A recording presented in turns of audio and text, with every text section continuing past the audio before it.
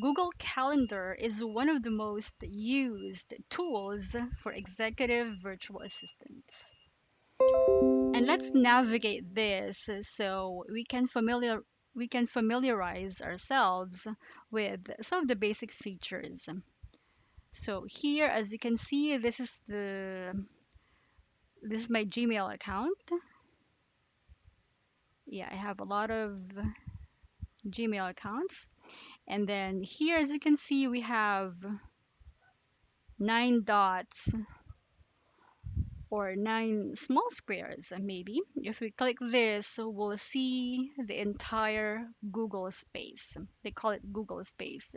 That means here we can see different features and apps and tools in Google. So Google Calendar is just one of these tools. And here we can see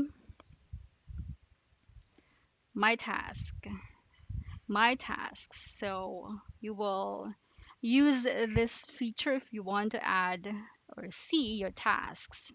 No one or nothing is in here yet because we haven't added anything yet. And here is the calendar itself. So you can see the dates. Today is July 14, 2025. And we have different options as well. We can see the day view. That means for the entire day only, July 14. And then we can also see the week view. So from Sunday to Saturday. And we have the month view from July 1st up to July 31st. And then year view. And then the next, the schedule. So you can see all of your schedules here, including some national holidays. And then the next one is a 4 days view. This is less commonly used. All right, so we have here show declines events, show completed tasks, and show appointment schedules. I haven't used these features yet, so let's go to the next part. We have settings. So here, as you can see, we have language and region, time zone, world clock. So let's have each of these. Let's navigate each of these. For language and region, as you can see here, we have English and we have different options. Country, date format, because some countries have different date format, and time format. Yeah, some countries use military time format and the usual time format. And for the time zone, so we have here different time zones. Okay, Philippine time zone is GMT plus 8. All right, and let's say Pacific.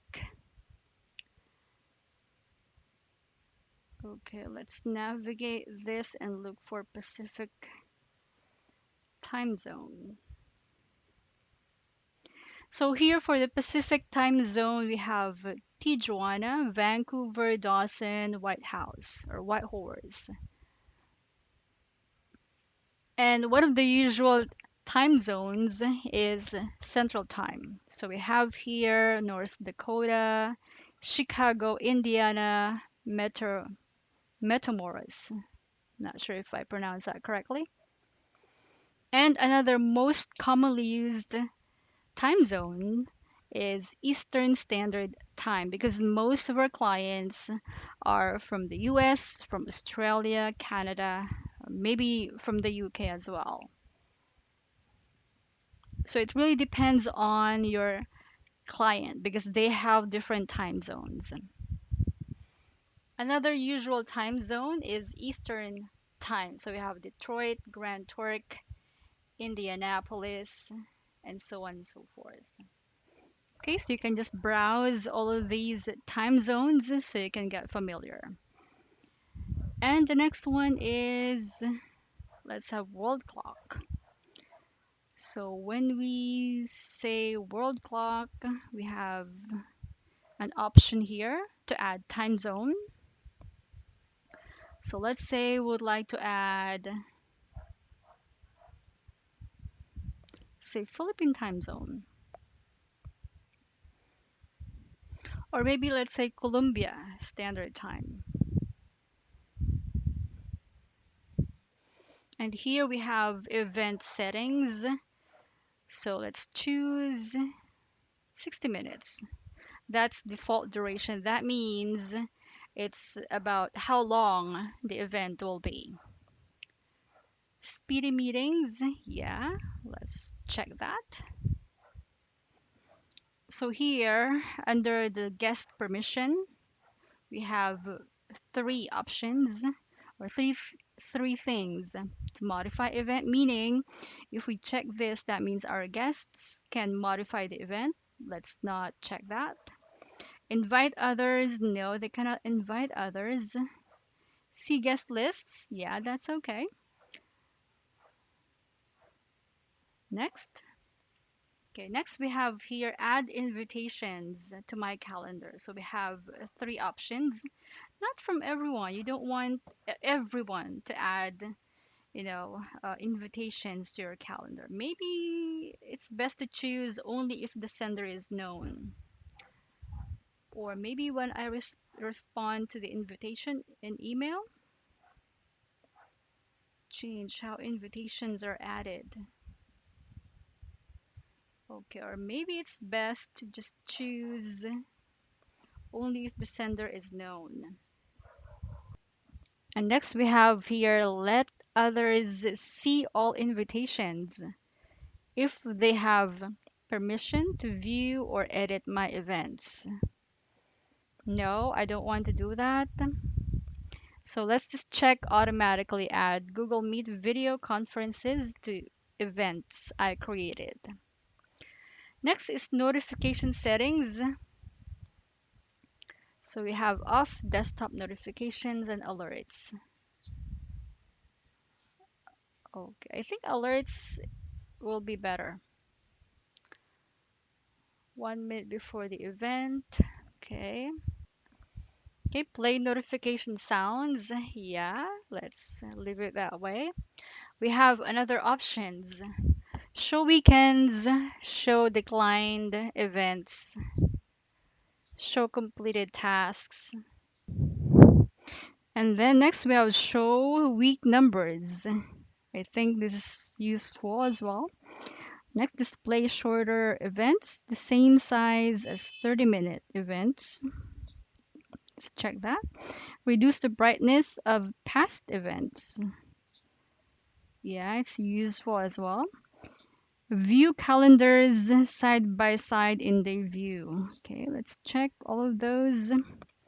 Start week on Sunday.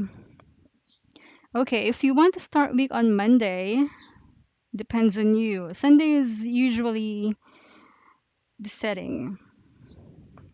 And then set custom view. 4 days. Okay, let's say 2 weeks. Alternate calendars. All right, so we have Chinese simplified, traditional, Chinese traditional, Hebrew, Korean, Persian. Okay, so these are options for your calendars setting. Next. Okay, let's also navigate manage workplace or workspace smart feature setting. So let's read this one. Choose to personalize your experience with smart features across Workspace and other Google products.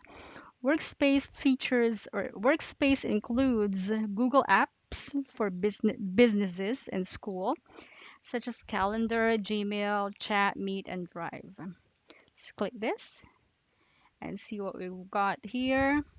Google Workspace smart features. Smart features in Google Workplace. Yeah, let's Just turn it on. Let's keep it on. When you turn this setting on, you agree to let Google Workspace use your workspace content and activity to personalize your experience across Workspace. Workspace includes apps for businesses and schools, such as Gmail, Chat, Meet, Device, and more. To learn more, visit workspace.website. Okay, so we have here show events from Gmail in calendar, such as flight itineraries and invitations. Next is personalized search, such as keyword suggestions, file suggestions, and more relevant results. And then we have Ask Gemini to summarize content, create draft, and find key information along with other Gemini for workspace features. Next of next of is smart feature in other Google products.